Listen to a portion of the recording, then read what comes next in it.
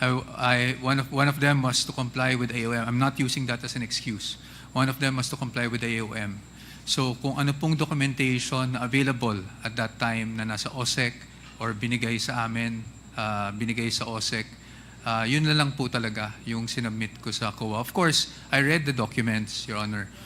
If I respect the opinion of the good Congresswoman, I maintain fact na yun po yung impression ko na because there was already coordination and information from DepEd that I wasn't even sure if it would suffice, but at least that was a documentation that was provided to us, and so I had to submit it in compliance with COA po, Your Honor. So sa tingin ko, Mr. Chair, hindi ito suffice to justify yung paggamit ng confidential funds.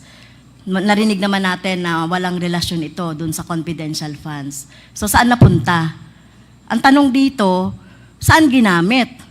Saan napunta?